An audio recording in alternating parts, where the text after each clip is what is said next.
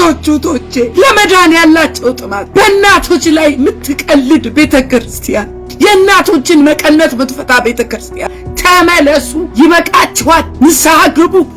ዋናዎቹን አለቃዎች እነ ዮኒ ማኛ አሎ አመለጠ ዮኒ ማኛ አመለጠ ከስድብ። ሰላም ጤና ይስጥልን ቤተሰቦቻችን፣ ይህ የሮማንስ ሮድ የዩቲዩብ ቻናል ነው። በቻናላችን አዳዲስና ወቅታዊ ትኩስ መረጃዎችን ይዘንላችሁ መጥተናል። እስከ መረጃው ፍጻሜ አብራችሁን ቆዩ። ቻናላችንን ሰብስክራይብ ያላደረጋችሁ ሰብስክራይብ በማድረግና የደወል ምልክቷን በመጫን አዳዲስ መረጃዎችን በፍጥነት ያገኙ።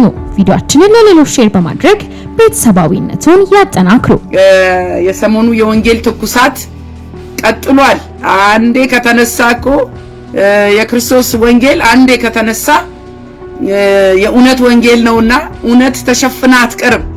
አሁን እውነት እየተገለጠች ነው ያለችውና ትውልዱን ወደ ጨለማ የሰደደው ብዙ ጥፋት ውስጥ በአጠቃላይ እንደ ትውልድ እንደ ሀገር ወንጌልን አለመስበክ እውነተኛው ወንጌል አለመሰበኩ እዚህ አድርሶናልና አሁን ግን እግዚአብሔር በቃ ያለ ይመስላል።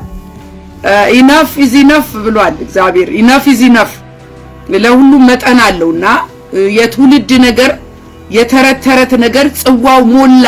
አሁን ጽዋው ሞላ። ስለዚህ ከዚህ በኋላ የሚመጣው የሚገለጠው ነገር የክርስቶስ የእውነት ወንጌል ነው እየበራ ያለው። እውነት ሲበራ ደግሞ ወንጌል ሲበራ ብርሃን ሲበራ የሚሸሸው ማን ነው? ዲያብሎስ ነው። የሚሸሸው ማን ነው? ጨለማ ነው። የእግዚአብሔር ቃል ሲናገር ጨለማ በብርሃን ዘንድ ብርሃን ካለ ጨለማ የለም። ስለዚህ አሁን ምንጫጫው ያለው የጨለማው ዓለም የሆነ ነገር መሰረቱ ተናግቶበታል፣ ተንገጫግጯል። እና አሁን የጨለማው ዓለም ያንን ነገር የለመዱትን የከረሙበትን ይዘው የመጡትን ይሄንን ከእግዚአብሔር ቃል ውጪ ከክርስቶስ እውነት ውጪ ያለውን ነገር ለማስቀጠል እንዳይፈርስ ለማድረግ ከወዲያ ከወዲህ እየተንገዳገዱ የሚቻላቸውን ነገር ሁሉ እያደረጉ ነው። ግን ያልገባቸው ነገር አሸናፊው አንድና አንድ ሁለት የክርስቶስ ኢየሱስ ወንጌል እውነት ብቻ ነው የሚያሸንፈው። የፈለገ ጠላት ቢሯሯጥ የፈለገ ቢደክም የእግዚአብሔር ኃይል ሁሉ ጊዜ አሸናፊ ነው። እውነት ሁሉ ጊዜ አሸናፊ ነው። በውሸት ተደብቆ ለዘመናት መኖር ይቻላል፣ ለተወሰነ ጊዜ መኖር ይቻላል። እውነት ግን አሸናፊ ነው። እኔ አሁን ምን ብያለሁ መሰላችሁ? መጀመሪያ አደንግጡ ነበር። አሁን ግን ተቃጥለናል ነው። በቃ በጣም የሚያቃጥል ነገር ነው እያየን ያለ ነው። የሚያቃጥል ነገር ስላችሁ የሚገለጠው ነገር በጣም ያቃጥላል። ተቃጠልን ነው። አሁን ተቃጥለናል በቃ። ምክንያቱም የትውልድ የት ጋር እንዳለ ይሄ ትውልድ የት ጋር እንዳለ የክርስቶስ እውነት የት ጋር እንዳለ ምን ያህል የክርስቶስ እውነት ተሸፍኖ እንዳለ አሁን እየተገለጠ ነው። ስለዚህ ከዚህ በኋላ ወደ ኋላ መመለስ አይቻልም። አፍረተ ስጋ ነው የተገለጠው። የኦርቶዶክስ ቤተክርስቲያን አፍረተ ስጋ። አሁን የሰው ልጅ መቼም ሱሪ ለብሶ ልብስ ለብሶ ሲሄድ ያ ሱሪ ድንገት የወለቀለት ያ ቀሚስ ድንገት የወለቀለት ምንድነው የምታዩት? እኔና እናንተ አፍረተ ስጋ የምንለውን ነገር አፍረተ ስጋ ሰው ሲያይ ብላችሁ ምደነግጡበት አይነት ነገር። አሁን የኦርቶዶክስ ቤተክርስቲያን የእምነት ስርዓቷ የተደፈነው ነገር ሲገለጥ አፍረተ ስጋ ነው የተገለጠው። አሁንም በዚሁ ከቀጠሉ እርግጠኛ ነኝ እኔ የክርስቶስ ወንጌል አሸንፎ እግዚአብሔር ለንስሐ ጊዜ እየሰጣቸው ነው። የክርስቶስ ወንጌል ግን ማሸነፉ አይቀርም። ግን አሁን መውጣት አለበት። ጉዱ መውጣት አለበት። ጉዱ ወጥቶ ትውልድ አውቆት የኢየሱስ ክርስቶስን ድምጽ ሲሰማ የሚደነግጥ፣ የሚሳደብ፣ የሚበሳጭ፣ የሚያንጓጥጥ ትውልድ ነው ኦርቶዶክስ ያፈራቸው። ከዋናው ጋር ነው የተጣሉት፣ ከዋናው ጋር ነው ድርድራቸው። ስለዚህ ይሄ ደግሞ በፍጹም የሚያስኬድ ነገር አይደለም። በቃ እስከዛሬ እግዚአብሔር እስከዛሬ ጠብቋል። ከዚህ በኋላ በዛ በነበረው አካሄድ መቀጠል አይቻልም እና ትውልዱ በተለያየ ስርዓት ውስጥ ነው ያለው። አሁን ደግሞ ይሄ የልደታ አስቡት እንግዲህ ስሙ እናንተ ዝም ብላችሁ ዋናው የክርስትና መሰረት ክርስቶስ ሆኖ ሳለ እዛ ቤት ግን የሚከበረው ነገር አሁን ነገ ልደታ ይባላል። ገና ወሩን ሲጀምሩ ልደታ ብለው ነው የጀመሩት። ልደታ ኢየሱስ ክርስቶስ አይደለም። ከዛ በኋላ ደግሞ ባታ ይላሉ በሶስተኛው ቀን። እኔ ምን እንደሆነ አጠይቁኝ። እኔ ባታ ይባላል። ከዛ በኋላ ኪዳነ ምሕረት ይባላል። ከዛ በኋላ አርሴማ ይባላል። ከዛ በኋላ ምንትስ ኩኬለሽ ይባላል። በሙሉ ወሩን በሙሉ ለማርያም ነው የተሰጠው። ይሄ ግልጽና አንድና አንድ ሁለት ነው። ማርያምን ጣዖት አድርገዋታል። በቃ ጣዖት ማለት ነው። አሁን ይሄ ልደታ ደግሞ ደንበኛ የጥንቆላ የጣዖት ነው። ልደታ ማለት ታውቃላችሁላችሁ። ኢትዮጵያ ውስጥ ሆኖ መቼም ልደታን በተለይ በኦርቶዶክስ ቤተክርስቲያን ተከታይ የሆነ ሰው እኔ ቤተሰቦቼ ልደታን እንዴት እንደምናከብር በጣም አስታውሳለሁ። ንፍሮ ይቀቀላል፣ የሆነ በግ ይታረዳል፣ ይጠበሳል፣ የሆነ ነገር ወደ ጥግ ይወረወራል ለልደታ ተብሎ ታቁታላችሁ። ጣኑ ይጨሳል፣ ሳሩ ይጎዘጎዛል። ይሄ ነው ልደታ የጣዖት አምልኮ ነው። ይህንን ደግሞ ከማን ጋር ነው የተያያዘው? ከማርያም ጋር። ስለዚህ በኦርቶዶክስ እምነት ውስጥ ማርያም ጣዖት ሆናለች፣ ወደዳችሁ ጠላችሁ። ስለዚህ በዚህ ዘመን የክርስቶስ ተከታይ የክርስቶስ ወንጌልን የሚከተል ሰው እንዴት ነው የሚጠላው? እንዴት ይጠላል? የማይሳደብ የማይራገም የክርስቶስን እውነተኛ ወንጌል የሚሰብክ እንዴት ነው እኛ ተጠልተን እናንተ በክብር የምትኖሩት እንዴት ሆኖ ነው? ይሄ ምንድነው ካላችሁ የክርስቶስ ተቃዋሚ መንፈስ በክርስትና የምትመራ ሀገር አለመሆኗን የሚያሳይ ነገር የተገለጠው አሁን ነው። ወንጌልን የሚቃወም ትውልድ ተነስቷል። በግልጽ የክርስቶስ ጠል የሆነ ትውልድ ተነስቷል። አሁን በአደባባይ ሆኗል። በአደባባይ በጣም የሚያሳዝነው ነገሩ የተበላሸው ከአናት ነው። ዋናው ከላይ ከተበላሸ በጣም አስቸጋሪ ነው። አሁን ከላይ ያሉት ጳጳሳቶቹ ፓትርያርኮቹ ለሁለት ተከፍለዋል። ምንድነው የተከፈሉት?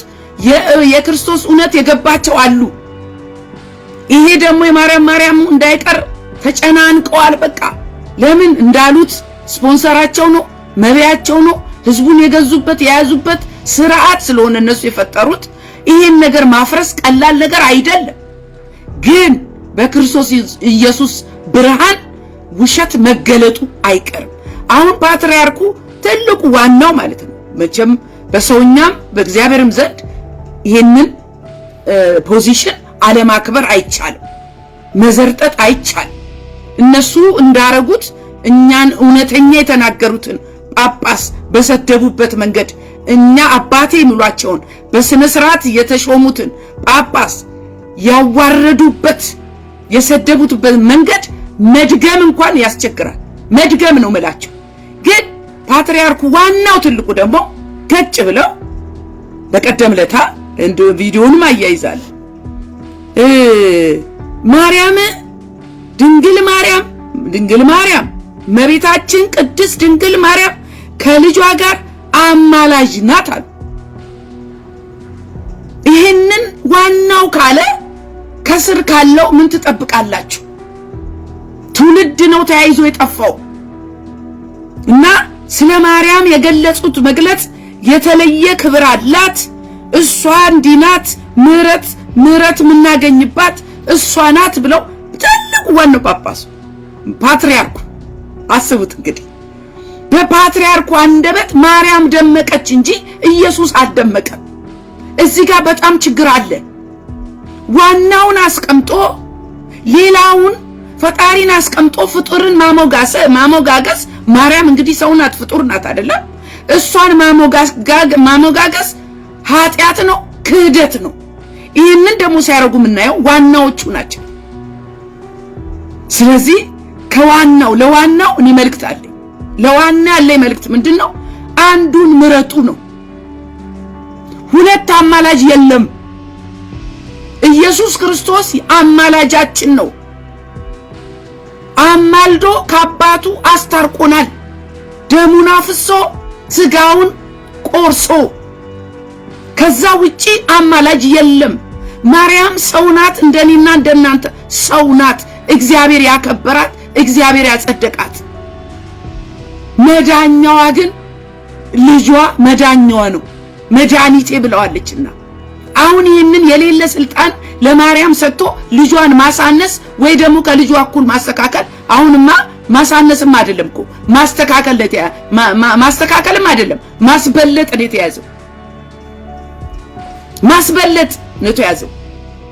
ስለዚህ በአጠቃላይ ለኦርቶዶክሶች ለፓትርያርኩ አንዱን ምረጡ።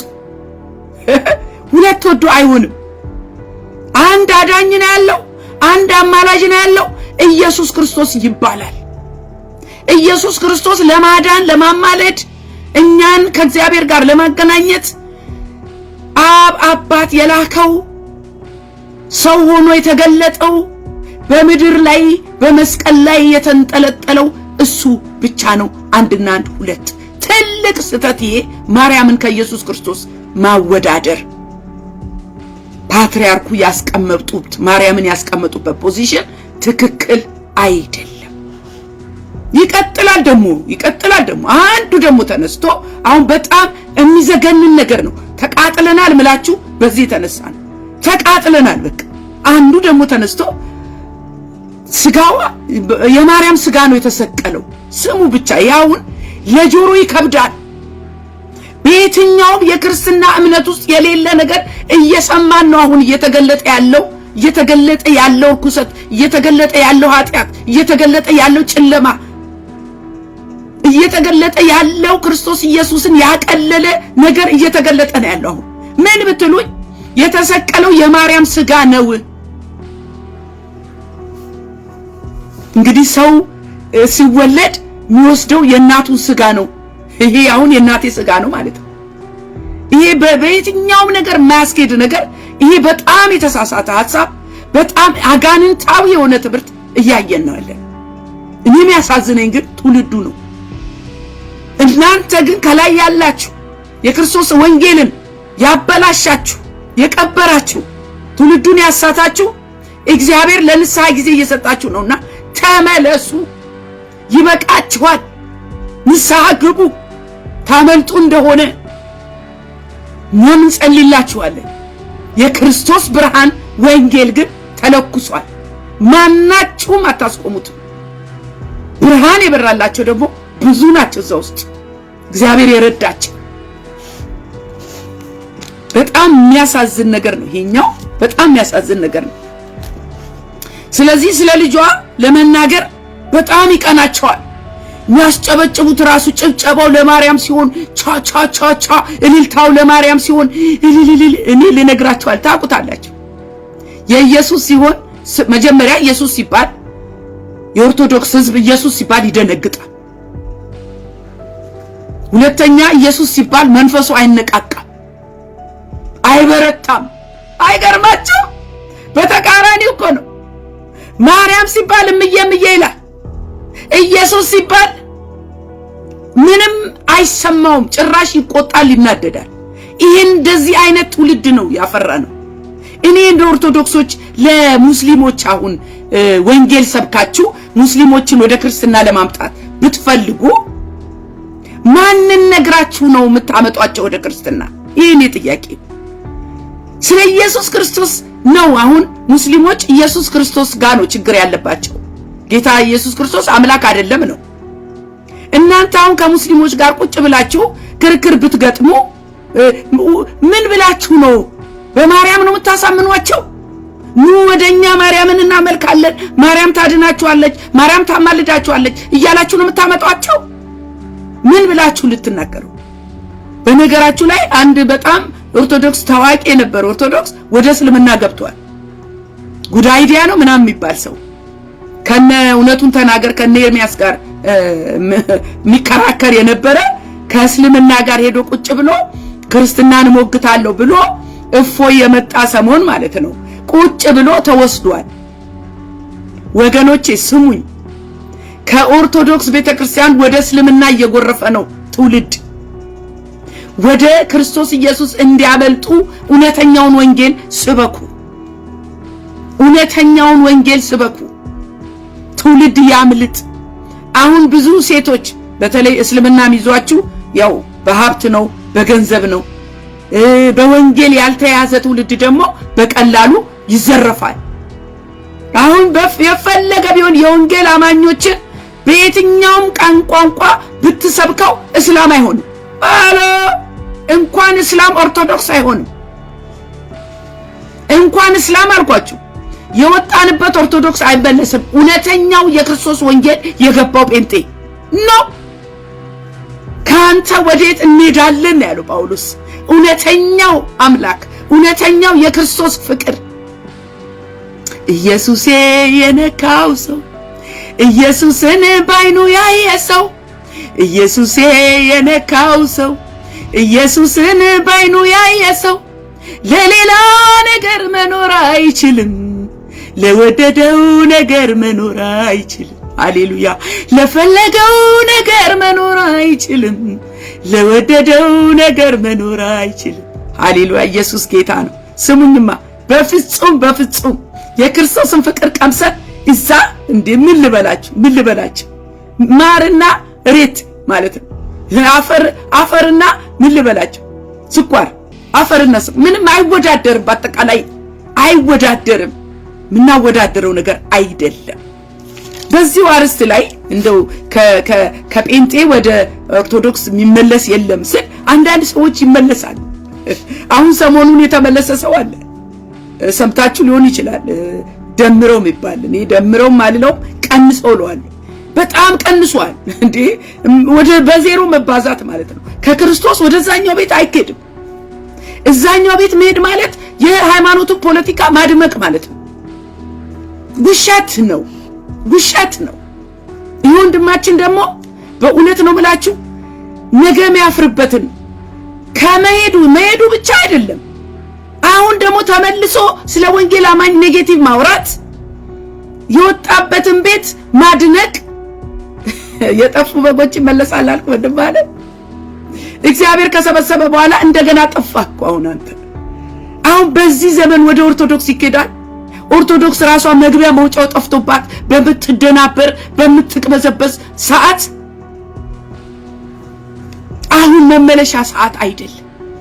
እውነቱን ለመናገር ቀደም ብለው የተመለሱትንስ አላየህም? እነ ቢንያም ሽታዬን አላየህም? አንድ ሰሞን ከፍ አረጓቸው፣ ከፊት አስቀምጧቸው፣ ነጠላ አገዳደሙን እንዲያረጓቸው፣ ፖለቲካ ተጫውቱባቸው። ዛሬ ቢንያም ሽታዬ ሽታውም የለም። ለምን ተጠቀሙብና ቁጭ ያረጓ። ድሮ ምን ልትሰራ ነው? ወንጌል አትሰብክ፣ አታስተምር፣ ወጥተ ደግሞ አለማፈር።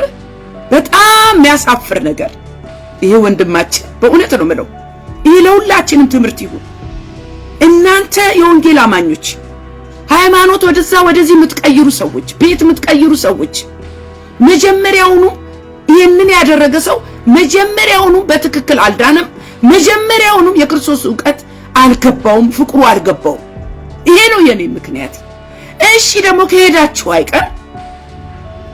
አይቀር እዛ ተመለሳችሁ አይደል?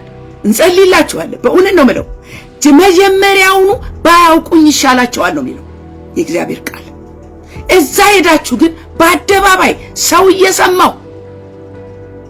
እየሰማ የክርስቶስን ስም አታሰዱ። ዝም እኔ አንተም ብሆን ወንድሜ ደምረው ዝም ብዬ በጓዳ ተጠመቅኩ ብለ ታስታውሳላችሁ። በሐዋርያት ሥራ ላይ በዮሐንስ ጥምቀት ብቻ የነበሩ እና አጶሎስ በዮሐንስ ጥምቀት ብቻ ነበሩና ከዛ በኋላ መንፈስ ቅዱስ ምን ማለት እንደሆነ አናቅም አሉ። ከዛ በኋላ ምንድነው ያላቸው? ጴጥሮስ ምንድነው ያላቸው? በኢየሱስ ክርስቶስ ስም ተጠመቁ ነው ያላቸው። ከኦርቶዶክስ ከጴንጤ ግን ከወንጌል አማኝ ወደ ኦርቶዶክስ ሄዶ መጠመቅ ምን ማለት ነው? ምን አይነት ጥምቀት ነው የተጠመቀው? ገብቶሃል ወይ? እኔ በጣም ነው ማዝነው ለእነዚህ አይነት ሰዎች መጸለይ ነው ያለብን። እና ደግሞ አደባባይ ላይ መዋሸት 20 ዓመት ሙሉ ፓስተር የነበረ የራሱ ቸርች ከፍቶ ሲመራ የነበረ በኢየሱስ ስም ዘንድሮ እኮ እናንተ እውነት እኮ አደባባይ ላይ ነው ያለችው። ማንም የሚሸወድበት እኮ ጊዜ አይደለም። እና እዛ አደባባይ ላይ ከተጠመቅ በኋላ እንደዚህ ብለ ቁሽም ብለ ቁጭ ብለ እዛ የአውደ ምሕረት የምትሉት ነገር ላይ ውሸት፣ ትልቅ ውሸት ተዋሸ። ፓስተርም አልነበርክም። ከሙሉ ወንጌል ቤተክርስቲያን በደብዳቤ ነው ከእንግዲህ በኋላ የኛ አይደለም ተብሎ በጨዋነት ያሰናበቱ። ይሄው ሰምተናል። ደብዳቤውንም ለምን እንደተሸኘ ለምን ዛና እዚህ ስትረግጥ ስግደት ሄደህ ስትሰግድ ኦ ማይ ጎድነስ አንተ ስቅለት ሄደህ ስትሰግድ ነው። እንዴት ነው የወንጌል አማኝ እዛ ሄዶ ስግደት የሚሰግደው? እዛ ላይ ታይተ የወንጌል አማኝ ገና አልዳንም ተብሎ እና አሁን መድረክ ላይ ወጣ። ነጭ አለበሱ፣ እልል በሉ፣ ይመለሳሉ የጠፉት በጎች። አሁን ኦርቶዶክስ ሙሉውን ጠፍታ አንዱ አይደለም የጠፋው 99ኙን የጠፋው የኦርቶዶክስ በሙሉ ጠፍቶ እግዚአብሔር በኃይሉ በስልጣኑ በወንጌል ሰዓት ሊመልሰው ስራ ላይ ባለበት ሰዓት በዚህ ሰዓት ከጠፉት ጋር ተቀላቀልክ እንጂ ምኑ ነው የጠፋው በግ ተገኘ ተባልክ? በውሸት ጆሮ እየሰማ 20 ዓመት ሙሉ ፓስተር የነበረ ተብሎ እነዛስ ያጠመቁ እነዛስ ያንን የሚናገሩት እውነት የእግዚአብሔር ሰዎች ናቸው? ያን ያህል ውሸት ያስፈልጋል? በጣም አዝኛለሁ እኔ በዛ። ስለዚህ ወንድም ዓለም እኔ ላንተ ያለ ምክር እንደ እህት እንደ እግዚአብሔር ሴት ከእግዚአብሔር ጋር ተነጋገር። አሁን ከክርስቶስ ጉያ የምንወጣበት ዘመን አይደለም። ዘመኑ ወደ ክርስቶስ የሚያጣብቅን ከክርስቶስ ጉያ የምንወጣበት ዘመን አይደለም። እግዚአብሔር እንደውም በስራ ላይ ነው። ሰሞኑን ታይታችኋል አይደለም? ዋናዎቹን አለቃዎቹን እነ ዮኒ ማኛ እግዚአብሔር የተባረከ ይሁን። ዋናውን ከላይ አነሳ። ያለምኞቹን አለቃ ብድግ አረገና በፍቅሩ የሚገዛው የኔ ጌታ አንበረከከው። ብዙ ነገር ምንም ነገር አንበረከከም። የክርስቶስ ፍቅር ግን ያንበረከካል። እኔ አሁን ለዮኒ ማኛ ሁላችንም እየጸለይን ወንጌል አማኞች ለምን የበራለት ብርሃን እንዳይጨልም። በጣም የሚያሳዝነው ግን በዮኒ ማኛ ክርስቶስን ተከተልኩ፣ ከስድብ ነፃ ወጣው። ሰሙኝ ባካችሁ፣ የሀገሬን ጉድ ሰሙኝ፣ የኦርቶዶክስን ጉድ። በክርስቶስ ወንጌል በእኚህ በጳጳሱ የተነሳ ብዙ ሰው ነው ወደ ክርስቶስ የመጣው። ለምን? እውነት ሲገፋ አይተው፣ ለምን ብርሃን በርቶላቸው። በዓለምም እኮ እናንተ የሆነ ፍርድ ሲዛባ አትናደዱ? አውጉዙልን፣ አስወጡልን ይላሉ ደግሞ እነዚህ እና ዮኒ ማኛው በጣም እንደምታውቁት ተሳዳቢ ነው። ያውቀዋል፣ እሱም ተናግሯል። በብዙ ነገር የማይጠልቅበት ጉዳይ የለም። የሚተማመነው ደግሞ በስጋው ነው፣ በዚህ በዓለምኛው ነው፣ በስጋዊ መንፈስ ነው። ያስ ዋናውን አለቃ ጌታ ኢየሱስ በፍቅሩ ሲያንበረከክ ጠላት ተንጫጫ። ዋና ተሳዳቢ አሁን ኦርቶዶክስ ማንን? ዮኒ ማኛ። ሃሎ አመለጠ። ዮኒ ማኛ አመለጠ ከጨለማ፣ አመለጠ ከስድብ፣ አመለጠ ከዓለም አሰራር። አምልጡ፣ ተከተሉት፣ አምልጡ። እግዚአብሔር ዋናውን ሲያስነሳ ትሳደባላችሁ። ጂጂ ክያ የምትባል ደግሞ ነበረች፣ በሴትነት በጣም ይዘገነነኝ ጂጂ ክያ። እሷም ጌታ አገኛት። ቀንደኞቹን ጌታ እየማረከ ነው፣ ቀንደኞቹን። አሁን ደግሞ ሌላ የምትሳደብ ሴት አለች፣ ጳጳሱን በጣም ያዋረደች ሴት። በጣም ለመናገር እንኳን ይከብዳል። እነሱ የሚናገሩትን ነገር እኛ እንደ ወንጌል አማኝ ለመናገር ይከብዳል። ለምን? ክርስቶስ ኢየሱስ አንደበታችንን አጥርቶታል። ክርስቶስ ኢየሱስ እኛን አጥቦን አሁን አይደል መስማት እንኳን ይከብደናል። እንኳን ልንናገር እንኳን ልንደግመው መስማት ይከብዳል ብላችሁ ትደነግጣላችሁ። ስለዚህ እግዚአብሔር አሁን ዋናዎቹን እየለቀመ ከፊት እያሰለፈ ነው በፍቅሩ። አሁን በዮኒ ማኛ የጀመረው ታዩታላችሁ። ይሄ ተሳዳቢ ሁሉ፣ ይሄ ጨለማ የሚገዛው ሁሉ በዲያብሎስ ስርዓት ውስጥ ያለ ሁሉ ነፃ ይወጣል፣ ይፈታል። እኛ ደግሞ የወንጌል አማኞች በጣም ደስ የሚላችሁ ነገር እቅፍ እያደረግን ነው። ከዚህ ከበራለት እውነት እንዳይወጣ በጓዳ እየጸለይንለት ነው። ስለዚህ አሁን ለዮኒ ማኛ እኔ ምክር አለኝ። ዮኒ ማኛ ብዙ ተባለልህ፣ በአደባባይ ጌታ አከበረ። ከዚህ በኋላ ክብር ኢየሱስ ነው። እኔ ግን ላንተ ያለኝ ምክር ከኦርቶዶክስ ሰዎች ጋር እሰጣ ገባህን ተውና በጓዳ ገብተ በልፍኝ ገብተ ከወንጌል ጋር ቀጥቅጥ። ከክርስቶስ ኢየሱስ ጋር አንድ ለአንድ ያስተምርህ፣ ቃሉ ያንጽህ። ለምሳሌ አሁን አንተ ትኩስ የተተከለ ችግኝ አይታችሁ እንደሆነ በምናምን ይሸፈናል። ችግኝ ለምሳላችሁ ትንሽ ነገር ሲወጋጋው ገና ያልጠነከረ ችግኝ ሊቀነጠስ ይችላል፣ ላይጸድቅ ይችላል። ስለዚህ የተወሰነ ከፍ እስኪል ሽፍን ይላል። እኛም የወንጌል አማኞች በነገራችሁ ላይ ወንድማችን ደምረው በሶስት ቀን ምንድነው ፓስተር መሆን ይቻላል ብሏል። ኖ 3 ዓመት ተኩል ነው እግዚአብሔር የሚያሰለጥነው ከማውጣቱ በፊት በትክክለኛው መንገድ።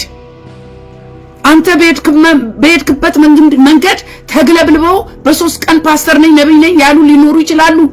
እነሱ ጊዜያዊ ናቸው፣ አይገፉም፣ አይጠነክሩም፣ ባጭሩ ይቀጫሉ። ብዙዎች ተነስተው ወድቀዋል በዛ መንገድ የተነሱ። እኛ ግን እስከምናቀው ድረስ በወንጌል አማኞች ቤተክርስቲያን ውስጥ ያቺ መድረክ የተከበረች ናት። ማንም መጥቶ እኮ ቃል ላካፍል፣ ማንም መጥቶ ዘራፍ ኖ። አሁን አንተ እንዳረከው ዘይደ ፖለቲካ፣ እኛ ፖለቲካ አንጫወትም። ከኦርቶዶክስ ሰው እንኳን ቢመጣ በጓዳ ተሰርቶ ትምህርት ተምሮ ይሄው እንዳልክ ተምሮ ተጠምቆ ነው። ስለዚህ ወንድሜ ዮኒ ማኛ ጓዳ ግባ። ብዙዎቻችን ተደስተናል በአንተ መዳን። ይሄ የሃይማኖት መቀየር ጉዳይ አይደለም። እውነቱ ስለበራልህ ተደስተናል። እንኳን ወደ ክርስቶስ ኢየሱስ ብርሃን መጣህ፣ እንኳን ደስ አለህ። ከሁሉ በላይ ላንተ ነው ጥቅሙ መዳንህ። ለኛ ምንም ለኔ አይደለም። ለጴንጤም ሰው ወደ በመዳንህ ግን ሰማይ ምድሩ ያጨበጭባል፣ መላእክቶች። ኢየሱስ ጌታ ነው። በጣም ደስ ብሎኛል እኔ ስለ ዮኒ ማኛ፣ ስለ ጂጂ ክያ። አሁን ደግሞ መንገድ ላይ ያለ ሌላ አለ። ማን የምትሉኝ? ሞጣ የሚባል ሰው እያለ ታውቃላችሁ? ሞጣ የሚባል እሱ ራሱ እውነት ገብቶታል። እሱ የሚያጋልጠው እውነት ደግሞ በጣም የሚገርም ነገር ነው። ተቃጠልን ያለው ሞጣ ነው። በነገራችን ላይ እኔም ሞጣ የሚያስተላልፈውን መልእክት እያየሁ ተቃጠልኩ። ለምን? ትውልዱ ከክርስቶስ ኢየሱስ ጋር ስላልተገናኘ እንዴት እንደሚቀልዱባቸው እሱ እያወጣ ያለን። ይሄ ሞጣ የሚባለው ከጳጳሱ ጎን የቆመ ነው። ትናንትና ያጋለጠውን ቪዲዮ አያይዝላችኋለሁ። ሞጣ የሚባለው ምንድነው? ይሄ ዘርፍ የለበሰ ያው በየመንደሩ አሉ አይደል? እነዚህ ቄሶች ሴቶቹን አሰልፎ እንግዲህ አጋንንት ለማውጣት ይሁን ምንም አይታወቅም፣ በሰልፍ በመደዳ እንዴ! የእግዚአብሔር ኃይል መንፈስ ቅዱስ እጃችሁ ላይ ከሌለ እኮ አጋንንት አይወጣም። የኢየሱስ ስም ካልተጠራ እኮ ፈውስ የለም። ሴቶቹ በተራ ግንባራቸውን ገው አንዷማ ወደቀች። ምን አረጓችሁ እነዚህ ትውልዶች? አያሳዝኗችሁም?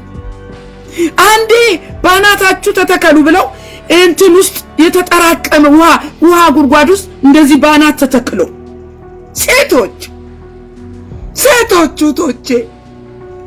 ሴቶች እናቶቼ ለመዳን ያላቸው ጥማት፣ ፈውስ ለማግኘት ያላቸው ጥማት፣ በእናቶች ላይ የምትቀልድ ቤተክርስቲያን፣ የእናቶችን መቀነት የምትፈታ ቤተክርስቲያን፣ እናቶችን የምታንገላታ ቤተክርስቲያን፣ በመስቀል ይደበድቧቸዋል፣ በሆነ በዚህ በመቁጠሪያቸው ደግሞ ይገርፏቸዋል። ኧረ እባካችሁ መዳኛው ኢየሱስ ነው። ኧረ እባካችሁ እስቲ ተዋቸው። እስቲ ህዝብ የራሱን ያለውን ችግር ድህነቱን በልቶ ይደር? ድህነቱን ያስታም ወይስ ደግሞ እዛ ጠርተው ሰብስበው አርጋፍ አስከፍተው የሚመግቧቸው ተረት ወደ ውስጥ የማይገባ ህይወት የማይቀይር የማያበረታ ነገር እነዚህ ሴቶች ያንገላቷቸዋል። እየደበደቡ በመስቀል እየደበደቡ በእጃቸው ደስ እየደበደቡ ምን አይነት ነገር ነው? እንዴት ነው ይሄንን ትውልድ ማናነቀው ታዲያኛ? ወንጌል ከዚህ በላይ ምን አለ? ወንጌል እኮ ይሄ ነው። ይሄ ነገር ትክክል አይደለም ብሎ መናገር፣ አዳኙ ኢየሱስ ክርስቶስ መናገር ነው ብሎ መናገር፣ ይሄ ነው እኮ ወንጌል። ከዚህ በላይ ምን ወንጌል አለ? እኛንን አሁን የተጠራን ለዚህ ትውልድ የክርስቶስን ወንጌል በአንድም በሌላም ልንገልጥ። ወገኖቼ እናንተ ወንጌል አማኞች ተነሱ፣ ወንጌልን ይሄንን የስተት ትምህርት ግለጡት፣ ግለጡት። ጨለማውን ይገፈፍ። አሁን ጀምሯል ጌታ ስራውን እና በጣም ነው የሚያሳዝኑኝ እነዚህ እናቶች። በጣም እግዚአብሔር ይድረስላቸው። እናንተ አዲስ ለዳናችሁ ሰዎች ያለኝ ቃል ሁለተኛ ቆሮንቶስ ምዕራፍ 5:17 ላይ ስለዚህ ማንም በክርስቶስ ቢሆን አዲስ ፍጥረት ነው፣ አሮጌው አልፏል፣ ሁሉም አዲስ ሆኗል ይላል። ዮኒ ማኛ አዲስ ፍጥረት ነው። ጂጂክ አዲስ ፍጥረት ናት። ክርስቶስን ሰው ካገኘ አዲስ ፍጥረት ነው። ጠላት ሊከስ ይችላል፣ ነበርሽ እያለ ያ የኛ ጉዳይ አይደለም። እግዚአብሔር ኃጢአታችንን ደምስሶ ታጥበን እንደገና ተወልደናል።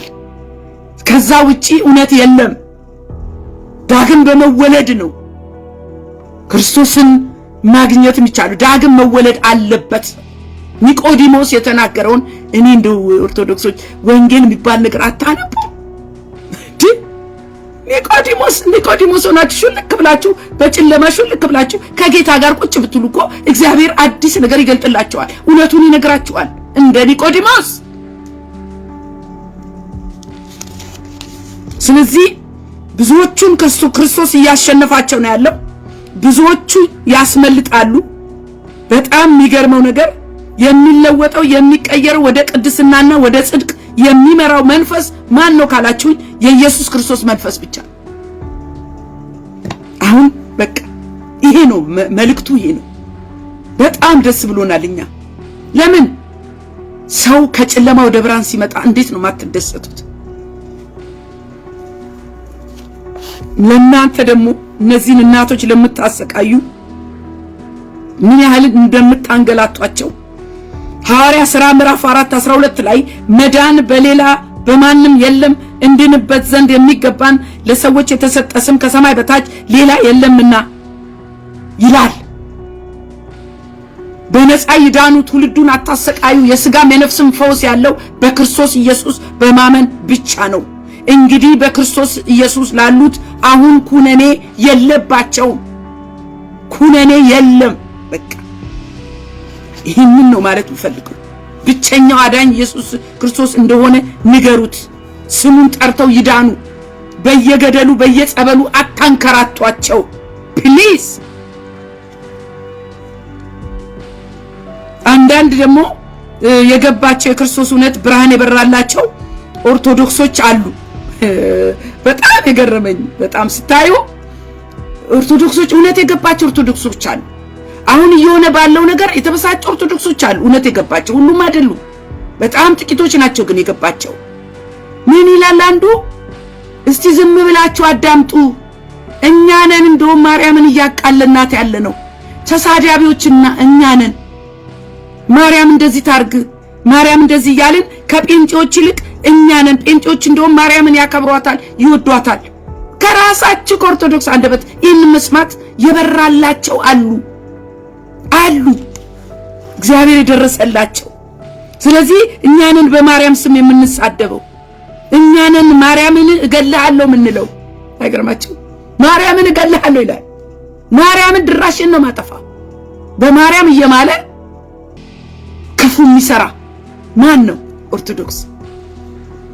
እኛ ማርያምን በጣም ነው የምናከብራት። እውነት ለመናገር በእውነት ጌታ የተባረከ ይሁን እና እኛንን ሰካራሞች፣ እኛንን የማርያምን ስም እየጠራን ጠንቋይ ቤት የምንሄድ እኛ ነን። አጫሾች እኛ ነን። ጠጪዎች እኛ ነን። እራሱ የኦርቶዶክስ ከነሱ እንማር። እኛ መመኪያችን ክርስቶስ ነው። ጨዋ ያረገን የገዛን ኢየሱስ ክርስቶስ ይባላል። ከኛ የሆነ ምንም ነገር የለም። ያ የክርስቶስ መንፈስ ውስጣችሁ ሲገባ ይለውጣችኋል። አዲስ ሰው ትሆናላችሁ። ይኸው እንደ ዮኒ ማኛ አያችሁት አይደለም? አንደበቱን ገዝቶለት በዚህ ደረጃ ዮኒ ማኛ ይለወጣል ብሎ ማን አሰበ? የኦርቶዶክስ ደግሞ ያው ተረት ቀጥሏል። ሞቅ ብሏል። የነዘበነ መንደር የነመምር ዘበነ መንደር ሞቅ ብሏል። የሚያቃጥል ነገር እየተናገሩ ነው። አሁን የሚያስደነግጥ ነገር ምን ብትሉኝ የሱን ጉን አንድ ላሰማችሁ። መጽሐፍ ቅዱስ የተጻፈው በእግዚአብሔር ዕውቀት አይደለም አለ። እንዴት አይነት ድፍረት ነው! እንዴት አይነት ክደት ነው! እንዴት አይነን አሁን አያስቅም። እንግዲህ መዝናኛም ነው እንዳንለው አያስቅም። ይሄ በጣም ያበሳጫል። መጽሐፍ ቅዱስ የተጻፈው በእግዚአብሔር ዕውቀት አይደለም፣ በእግዚአብሔር ችሎታ አይደለም። እና በማን ነው? በአንተ ዕውቀት ነው? በሰውኛ ነው የተጻፈው። የእግዚአብሔር እስትንፋስ አይደለም። በመንፈስ ቅዱስ በመመራት አይደለም መጽሐፍ ቅዱስ የተጻፈው። ይሄ አሁን ለክርስቲያን ትንሽ ዕውቀት አይደለም? ለዚህ አይደለም እንደ መጽሐፍ ቅዱስ የማይለወጥ የማይታረም የማይሻር እርስ በርሱ የማይጋጭ የተጻፈበት ዘመን የተጻፈበት ስርዓት የተጻፈበት መንፈስ ከዕውቀት በላይ ሁሉ ዕውቀት የሆነ የእግዚአብሔር እስትንፋስ የሆነ መጽሐፍ ቅዱስ አይደለም ወይ? የእግዚአብሔር ዕውቀት ካልሆነ የማን ዕውቀት ሊሆን ነው? በሰው ዕውቀት ነው እንደ ቤተክርስቲያን የምትመራው? እነ ጴጥሮስ እነ ጳውሎስ አይደሉም የጻፉት? በመንፈስ ቅዱስ በመመራት አይደለም ወይ የተጻፉት? ይሄ እንዴት ላንተ ይነገራል?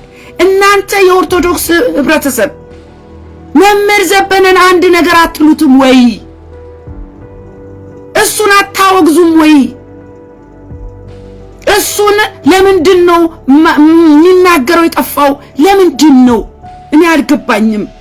ግልጽ የሆነ ውሸት ሲዋሽ፣ ግልጽ የሆነ ተረት ሲያወራ፣ ሌሎቹን ግን እውነት የተናገሩት ታወግዛላችሁ። በጣም የሚያሳፍር ነው።